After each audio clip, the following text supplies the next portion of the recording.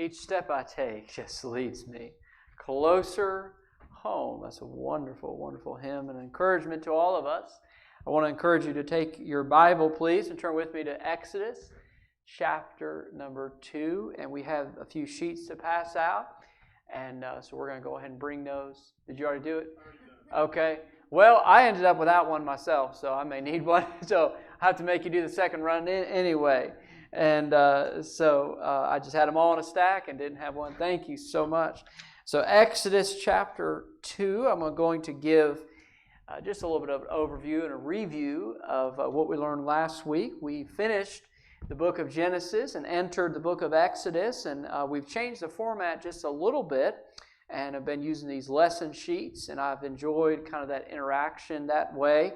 And so it is fairly laid back, and I'm not against if someone had a question and want to raise a hand, that's okay with me. I don't have any issue with that. And I've just enjoyed our study so far. The children of Israel, and you can probably turn me down actually just a little bit. I hear myself echoing back just a little bit, but very good. Exodus 1 tells us there that the children of Israel, being there in Egypt, we know that they were already there. At the end of Genesis, of course, they were sojourning, beginning their sojourn in the land of Egypt. And in Exodus 1, it gives us the names of those who were there, all of Jacob's sons who were there, 70 in total, including all of their offspring as well that were there. And we learned about how the children of Israel multiplied so greatly in Egypt. They multiplied to the point where Pharaoh became a little bit intimidated. He began to fear them because he thought that if a war were to break out, then they could switch sides and maybe turn against their own nation. And so Pharaoh liked control and he liked power, and we see that in the nations of the world today. And for example, what we've been hearing about Venezuela and what we've been hearing about Iran, the reason why we have all those protests in Iran is because there's a man called the Supreme Leader that wants to have the control and the power. He wants to have absolute authority is what he wants in that country. And so the same thing is here. We can understand that when we look at the life of Pharaoh, he as well wanted to have control. And so if there's too many immigrants in the land, he began to be fearful of that because of the power that they could possibly have. So he decided that it might be a smart thing to do to try to afflict them and make their lives very difficult, make their lives very hard, so that those Israelites would not continue to multiply. I'm not sure exactly what his thought process was. I don't know if he thought they would begin dying off maybe, but he did his best to, or we could say he did his worst, to try to afflict as much grief and pain on them that he could to try to squelch them there in the land. And so, but we know that that did not work, even though they caused them to serve with rigor, and he set taskmasters over them and made their lives bitter with hard bondage. They still continued to grow. So King Pharaoh decided, well, we're just going to be open about it, and we're just going to cut to the chase here and start working on population control. And so he told the people that they were to kill all their baby boys and only keep the baby girls alive. And the idea was, of course, that the population would stop growing. And of course, we know that when he first tried to do that, he told the midwives to kill all the boys, and they did not obey his commandment. They feared God. And so that didn't work. But then he just started making a general commandment that everyone in Egypt were to throw their own kids in the river. And so that was a commandment, that if you have a son, you're to throw him into the river. Now, what river are we talking about? Well, this is the Nile River. And so they were told to throw their sons there, and if it was a daughter, they could keep them alive. So you can imagine what this would have caused on the land of Egypt.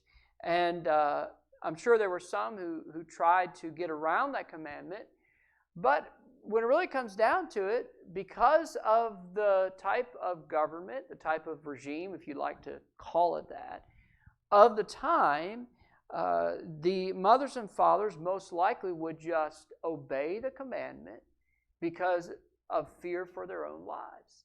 And so they understood that if they're found out to have saved their child alive, then they themselves could be killed. And it's hard for us to even imagine such a terrible, tyrannical form of government. If we want to call it a government, it's just a dictatorship. But this is a time that Israel was living in. Now remember, Israel is living in Egypt, and they're living in the land of Goshen, which is just that northeastern part of the land that's very fertile. The Nile Delta kind of spreads out throughout that area, so it was good for pasturage and things of that nature. So it was a very fruitful area, and that's the area that God gave to the children of Israel. Providentially, He allowed them to be there. And so this commandment has come that they are to cast all of their sons in the river. And we're going to learn in chapter 2 about a family who had a son and their solution to the problem. Now, of course, all of us can understand, being a Christian, if I was commanded to do something like that, of course, we would not ever want to do that. And in fact, we may devise different means to protect that child. And the problem here that we're facing is that if you have a baby boy and then someone finds out about the baby boy, well, you could really get in trouble for that, and the baby boy could be killed anyway. So that's why sometimes other ideas had to be concocted to figure out how to save a little boy. So here it is in Exodus chapter 2. We'll read the first 10 verses. Exodus chapter 2. And there went a man of the house of Levi, and took to him I'll get it right one of these days. And took to wife a daughter of Levi. And the woman conceived and bare a son. And when she saw him that he was a goodly child, she hid him 3 months. And when she could not longer hide him, she took for him an ark of bulrushes, and daubed it with slime and with pitch, and put the child therein. And she laid it in the flags by the river's brink. And his sister stood afar off to wit what would be done to him. And the daughter of Pharaoh came down to wash herself at the river, and her maidens walked along by the river's side. And when she saw the ark among the flags, she sent her maid to fetch it. And when she had opened it, she saw the child, and behold, the babe wept. And she had compassion on him, and said, This is one of the Hebrews' children. Then said his sister to Pharaoh's daughter, Shall I go and call to thee a nurse of the Hebrew women, that she may nurse the child for thee? And Pharaoh's daughter said to her, Go. And the maid went and called the child's mother. And Pharaoh's daughter said unto her, Take this child away, and nurse it for me, and I will give thee thy wages. And the woman took the child and nursed it. And the child grew, and she brought him unto Pharaoh's daughter, and he became her son. And she called his name Moses, and she said, Because I drew him out of the water. So today we are introduced to this little boy named Moses. Now we all understand that Moses was not supposed to live because he was a boy. He was not supposed to live. But we have here a man of the house of Levi who took a wife of the daughters of Levi. Now, when it says he took to wife a daughter of Levi, it is literally saying he took to wife a daughter of Levi. In other words, Levi being the son of Jacob, one of his daughters was this man's wife. Now, does anyone remember the name of either Moses' father or mother? Does anyone remember the name? Good job. I figured somebody would get that. So the mother's name is Jochebed. It's not given here, but the cross-reference would be Numbers 26, verse 59. Numbers 26, verse 59 tells us there that the mother and father of Moses was Amram and Jochebed. Jochebed was one of the daughters of Levi, one of the tribes of Israel, the son of Jacob, who was born by Leah. So Jochebed is the mother of Moses. So that means that Moses is only a grandson of Levi, the head of the tribe. So he's very close there to the very beginning and to the head of the tribe there. So Amram and Jochebed, they had a son. And the Bible tells us here that the woman conceived, so speaking of Jochebed, and bare a son, and when she saw him that he was a goodly child, she hid him 3 months. So he was a goodly child. What does that mean? Well, the word goodly here means beautiful or favored or precious. That's what it means. Now, I know I talk about my son all the time, but I have a little boy. And to my wife and I both, he's very precious. He's very favored. He's beautiful. All of those things. And if we, having a son like that, we would say he's a goodly child.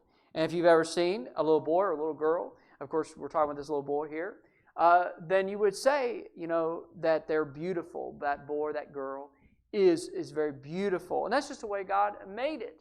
When a child is young like that, of course, they're always beautiful. But especially at that age of being an infant, there's just a preciousness about that. Now, the preciousness doesn't really wane over time. It's always precious. But there's something about the little child. And as we learned on Sunday, actually, Jesus had a great love for the little children, didn't he? Because it says that they brought infants to him and that he put his hands on them and blessed them, took them in his arms.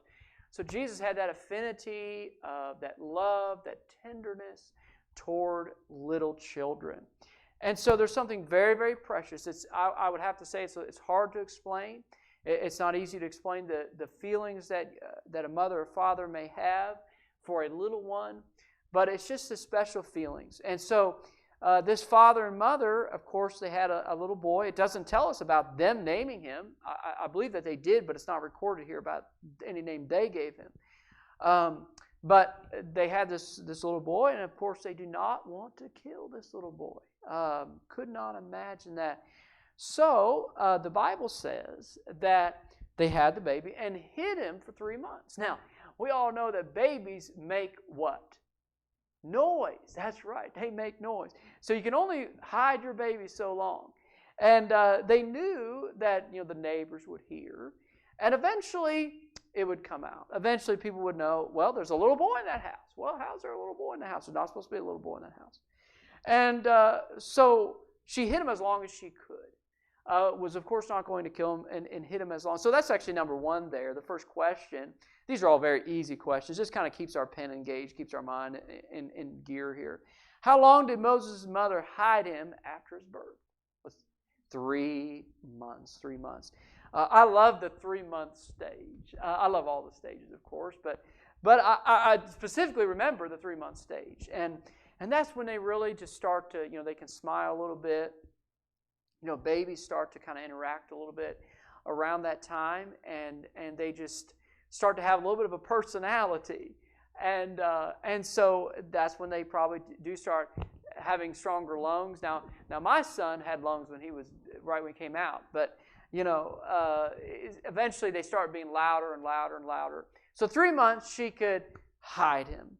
But then it tells us here that when she could hide him no longer, so there came a time where it just wasn't feasible. It wasn't possible that she could hide him any longer. So she thought in her mind, well, is there anything else I can do? Obviously, I'm not going to kill my baby. So what can I do to save his life? Now, I would say to you, in some ways, this was a self-sacrificial thing. She didn't know how it would end up. She almost had to give that baby to the Lord, in which she did, because she didn't know where he would end up. But she knew, there's nothing I can really do right now, and so I'm going to trust God's hand to protect my baby. Now, you can imagine how hard this must have been. It says that when she could no longer hide him, she took for him an ark of bulrushes. Now, the word ark there means box or basket. And so she made a basket that was just large enough for the baby. It seems like it had some sort of a lid on it. We've learned that from the story. Of course, with gaps, he could breathe. But she made this box, this ark of bulrushes. She daubed it with slime and with pitch. Now, that's interesting. If we study that, slime is mentioned in other places. Genesis chapter 11. Does anyone know what happened in Genesis chapter 11? They were building the Tower of what? Babel. The Tower of Babel in Genesis chapter 11. And they use slime for mortar, it says. Slime means asphalt or bitumen. That may not mean a whole lot to you, but we know there's a lot of roads made with asphalt. And so it's kind of a tarry substance that can be used for coating, things of that nature, to hold things together, right? It's very, very strong. And so slime could be used like mortar, like concrete. I mean, that's how strong this substance, the bitumen, this substance, that's how strong it could be, and was used for the Tower of Babel to make those bricks and really to adhere them together. So slime, also with pitch. Pitch, again, is basically just another word for tar.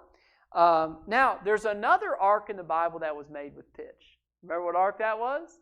That's Noah's ark. In Genesis 7, verse 14, there it says that the Lord told Noah how to build the ark, and he specifically said to him to pitch it within and without with pitch. Now, what did that mean? It basically meant it was to take this asphalt-like substance, this tar, almost like you would use on a road, and basically coat that ark. And so what that would do is it would seal it. It would seal it from any water getting in. So when that ark was on the waters for, all those days, actually really a whole year, in all that time that ark was on the waters, not one little drop of water got in. Why? Because it was pitched within and without with pitch. And so he covered it with this tar substance to seal it off. So with that being said, we can understand that Moses' mother, she put this substance, which was not hard to come by in that area. It was just something that was abundant enough that people could have available. And she used that pitch to seal the ark, so that when she put this ark or basket into the river, she knew that it would not sink because it was sealed. Okay? So that was the idea there with pitch, that she was sealing it so that, of course, the baby would be safe. So she took every precaution to make sure that baby was going to be safe in that ark, and trusted God. Jochebed was I believe, trusted God.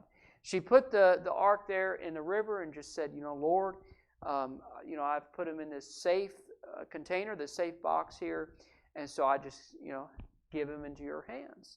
And so that's number 2. What did she do after she could not keep him hidden anymore? What did she do? Yes, she made a basket, made an ark, and put him in the river. And so she put it in the river, and she laid it in the flags by the river's brink. So that means that he may not have been just kind of floating down the river, as we may sometimes, maybe children's books might depict it, maybe. But it's likely that she kind of put it off to the side in the flags. Now, what were the flags? That just means reeds and rushes. Reeds and rushes. Now, this most likely was on the Nile River. Of course, that was the river of Egypt.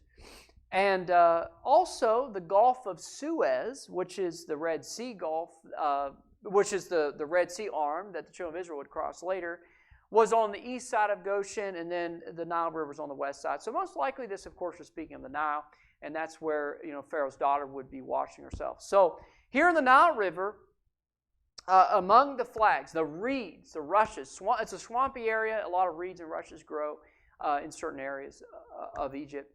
And so this is where she places this basket. So verse number 4 corresponds with number 3. Who was watching while Moses floated in the river? His sister, okay? Now, who is his sister? Her name is Miriam, yes. He had one sister. Again, if we would hark back to Numbers 26, verse 59, we would learn that Moses had a brother named Aaron and a sister named Miriam. And those were the 3 children of Amram and Jochebed. It seems to me that Moses was most likely the youngest. Of course, Miriam was already old enough to watch him, so she's older. And then Aaron, I hadn't studied this particular time, so I'm not 100% sure, but I believe he was older as well. And so here his sister Miriam is watching. It says, "To wit will become of him." In other words, she just wants to find out what's going to happen. She's just kind of watching and seeing, is anyone going to pick him up? what's going to happen to him. Of course, there's some anxiety, I imagine, in the heart there, just wondering, what's going to happen to my son or what's going to happen to my brother. And so she was watching him there. And then verse number 5, the daughter of Pharaoh came down to wash herself at the river, and her maidens walked along by the river's side. And when she saw the ark among the flags, she sent her maid to fetch it. So we'll pause there for a minute. So here we have Pharaoh's daughter, and that literally means the daughter of the king. So she's a princess. And it was a customary, common thing for Pharaoh's daughter to wash herself in the river. And not only that, but she would have had kind of, a whole group, whole entourage, if you will, of servants who were maidens. So women with her. She, of course, the princess had a high standing, a high status, a high position. So she would have a lot of people around her. And so she comes down, of course, so that's number 4. That's the easy one, right? Who came down to the river? Well, Pharaoh's daughter did. And she sees the ark and notices that. And the Bible says here that in verse number 6, that when she had opened it, she saw the child. So again, there's some kind of a lid, some kind of a mechanism here that could open and close. I'm sure his mother thought, well, it could rain, right? And we want to protect the baby. And so it was made in such a way, of course, that he would have the air and be able to breathe and all that, but then also be protected from elements and stuff and things of that nature. So she opened it, she saw the child, and behold, the babe wept. Now, this baby's crying, of course. I mean, baby's all alone. We don't know how long this was. Could have been hungry, whatever. And she sees that, and it says that she had compassion on him. All right? Now, understand that most likely the princess may not have had children of her own. And so she may have seen a child like this. Oh, man, I never had the opportunity to have any children. And would love to be able to take a child like that. And so she had compassion. So number 5, how did she feel when she saw? Right? She had compassion on this baby. Those motherly instincts began to kick in as she saw that baby in the ark and started to have that care toward that. I mean, you can't see a baby crying and not care.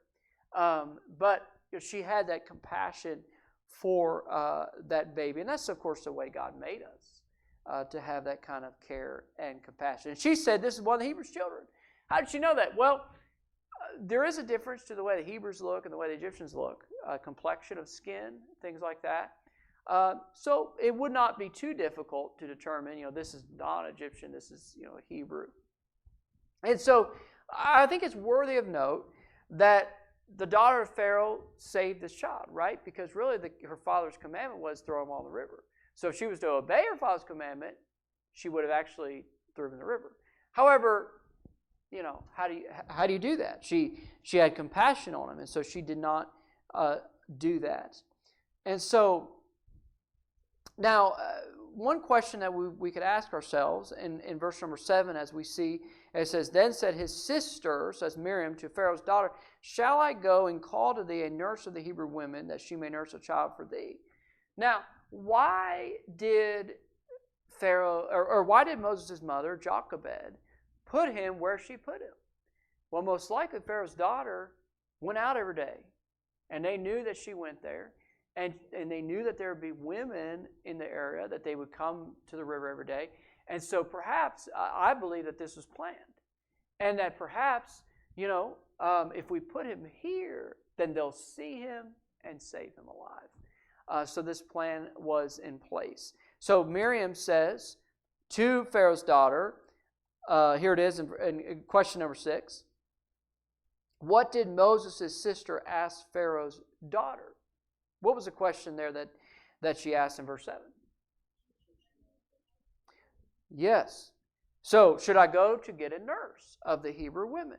Now, it's likely that there are women who were specifically employed to be nurses. And so the question is, okay, they didn't ask who the mother was. or she didn't ask, didn't say anything about who his mother was, but she said, should I call a nurse of the Hebrew women that she may nurse a child for thee? So Miriam, in her mind, is thinking, okay, well, they found, Pharaoh's daughter has found my brother, so she's going to want to have him because she doesn't know who he belongs to, but they're devising a plan how that the mother can take care of him. And we see that they're going to be successful in that. Because Pharaoh's daughter said, go. So the maid, when it talks about the maid, it's talking about Miriam. Miriam goes and calls her mother, right? Because she says, should I get here's a Hebrew baby. And, he needs to be taken care of. Should I get a nurse for him? Somebody of the Hebrew women who maybe could take care of him? And she says, yes, do that. And so she, of course, goes and gets her mother. So what happened here was now Moses' mother had the opportunity to take care of her son, after all. And this time without what? Without any fear, right?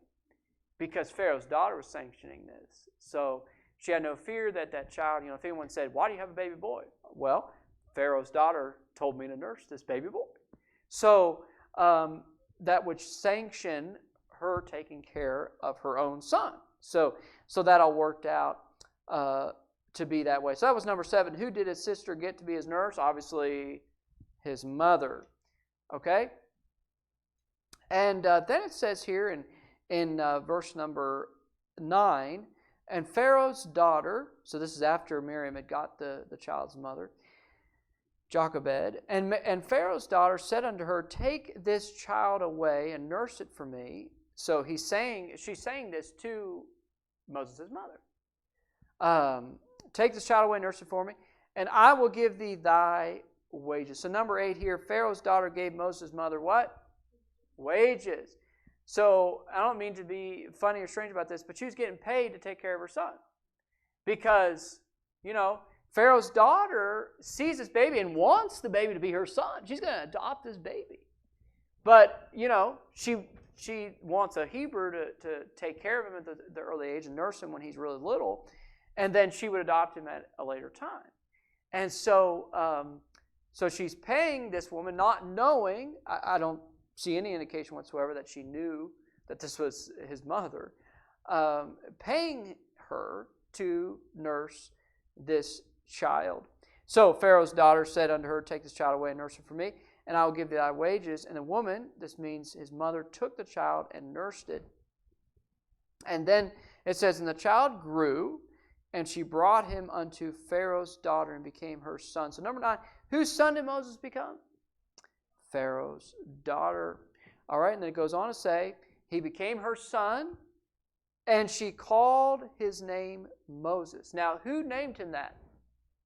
Who named him Moses? Right, and that is the answer number 10. Pharaoh's daughter was the one. Like I said, we believe, some study seems to tell us that his parents gave him a different name. Moses is the Egyptian name. Of course, we all know him as Moses because the other names doesn't really come to light because he becomes the son of Pharaoh's daughter. And so she calls him Moses. The name Moses means drawing out of the water. So just like we see in the Old Testament time and time again, people name their children based on a circumstance or a life situation or a condition or something they were going through at the time to signify something. So they would name their child after something that was taking place. So Pharaoh's daughter named him Moses because she drew him out of the water. Now we're going to learn at a later time that when Moses grew up, he didn't want to be called the son of Pharaoh's daughter. We're going to learn about that when he becomes an adult. But we're just looking at him as a baby here. So let's think about a couple of things. How was God's providence at work in the life of baby Moses? Now, when we say providence, what do we mean by that? Yes, so providing is within that word, providence, right? So, but providence is specifically has to do with God's, it's a word that starts with the letter S. We think about the different attributes of God. That God is sovereign, right? And so we can imagine the providence of God being how His sovereignty presides over His creation. His sovereignty presides. And He provides, right? Because He is sovereign. and He's over His creation. He presides over it. And so, how is God's providence at work here in the life of baby Moses? How did God work to protect this baby? Well, we know that she put him on the river, right? And he ended up in the right hands. But really, that was all planned of God. God made sure that the life of this baby was preserved. And we know that Moses has become one of the greatest figures in history. Very few, other than Christ Himself. We could talk about maybe David and some others, but really Moses, especially in the Bible, is one of the most important, and still to this day. The law of Moses being given, and he's still honored to this day. So God's providence was greatly at work, wasn't it? From a baby. And I will say to you today that God watches over people from infancy all the way through life. And we'll see God's providence in Moses' life time and time and time again. Another question would be, how does Pharaoh's daughter's response to seeing the baby show the instincts that God has given to people? So when she saw the baby and opened it, she had compassion, right? So that shows even someone like Pharaoh's daughter, who probably never knew God, might have not been a moral person. But Pharaoh's daughter had that instinct in her to care for children. And so that's why I get so extremely troubled when we start to try to legalize abortion and things like that, because to me that's almost a signification, a sign of such a coldness, such a departure from love and compassion, because this is natural. I mean, the Bible talks about one of the signs of the end times in 2 Timothy 3 being without natural affection. That's one of the things it talks about. That in the end times, people will lose natural affection. Now, what are some ways that we have natural affection? Well, a man looking for a woman, that love of a man and woman that's not shared otherwise. Now, that's natural, right? But the love of a mother to a child, or father to a child, but in this case here, the love of the mother for a child, the baby weeping and wanting to come to his aid immediately and take care of it, I mean, that's totally natural. And if that's absent, then that's very, very, very, very troubling. And so that's why I just see this whole abortion epidemic as being very serious. And that's why we pray about it. I think there's some good things happening, hopefully, to stop some of that, thankfully. But we see it happening here, and then it happened in Jesus' day, right? Pharaoh tried to kill everybody under 2 years old. We learned about that just over Christmas when we were learning the story of Christ's birth. So even in that case, we found a wicked man. Herod and Pharaoh are basically brothers, in their kind of their tyrannical leadership, and how they were just kings who ruled over their people with that iron thumb, and really just to the point where they had no heart left, right? No heart. And when people don't care for children, here's what I'm trying to say. When people don't care for babies anymore, that's a telltale sign, of the condition of the heart, is what that is. But a person who has a tender heart and a love for God and for people would never want the killing of babies and of children. So why do you think Moses' mother left the ark in the river? Well, we talked about that a little bit, right? How that could have been planned, right? And that she knew Pharaoh's daughter would come. She knew that there was a chance, at least. She didn't just throw him anywhere. She didn't just go to some remote lake and put him in the... she put him where she knew people would be coming, and hoped and prayed that his life would be preserved. Now, I would tend to believe, he tells us there in verse 2 that he was a goodly child, and Hebrews 11:23 is the cross-reference there, where it says that he was a proper child. That's the word being used there, proper child. And again, I think Moses was a fair baby. I mean, he really was a good-looking baby, And so that played into this too, as well. I think when Pharaoh's daughter, wow, this is a beautiful baby, and it just kind of touched her heart in that way. And so here's another question: how would Moses' mother feel about the privilege of nursing her own son? Well, that's an easy answer, right? She'd be pretty happy about that. That she was able to be the one who would take care of her son, because there's no love like love of a mother for the child. Now, you can have other women who could care for him and could nurse him or whatever, or take care of him as a baby. But there's nobody that's going to love that baby like the mother does. There's nobody in the world that will. So another thing to think about is, how did God bless this family for doing the right thing in the midst of evil? When there was a great commandment here given in the land of Egypt, they were to kill our baby boys, and they did not obey that command. Well, what did God do? Well, He really protected that baby. And if we will just launch out and obey God, and to go out on a limb, as we say sometimes, and even though we don't know how it's going to end up, don't know what the result's going to be or how it's really going to go, but if we'll just obey the Lord and do the right thing, God will take care, of the future. And so that's what He did here. They didn't know what would become of it, but they knew that they needed to save their child, and then the providence of God took over. And there is a point where our ability ends and God's ability begins. There is a place where we do all that we can, leave the rest in God's hands, and then He takes over. And that's when great things happen, is when the Lord takes over. And that's exactly what happened here in the providence of God. So that's the birth of Moses. And we enjoyed learning about the birth of Moses. And then we're just going to jump next week into his adulthood. It doesn't tell us much about his childhood. He would have grown up in the court. He would have grown up, most likely, in near Pharaoh and Pharaoh's daughter. And that would play into his future, because all the learning that he would receive when he was in Egypt as a child and as a young man, that would all come into play. Because remember, who is he going to be going to later to try to get children of Israel out of Egypt? He's going to be going to Pharaoh. And none of that's by accident, even though it was actually going to be a different Pharaoh anyway. But he had that connection. And so here's what I want to end with. I hope everybody's going to hear this. That everything God does in your life is for a purpose. So when He brings this together and brings this together, and there's some uncertainties here, but then something happens, and then He brings you to this place and that place and does this and that. It's just important to understand that God's providence is at work, just like it was in the life of Moses here. And so He's going to watch over him. He's going to spend time in the court. He's going to spend time in the desert. He's going to spend time leading the children of Israel through the wilderness. All of these things. But God prepared him. God gave him what he needed. A lot of these things were preparation steps for Moses, even when he didn't even know what was going on. He didn't know what God was preparing him for. But God does those things in His providence. By the way, I'm not a deist. You say, what's a deist? Well, a deist is the clockmaker God, where people believe, okay, well, He just winds it back and then steps back and lets it go. But that's not the way God works. God is intricately and intimately involved in our lives.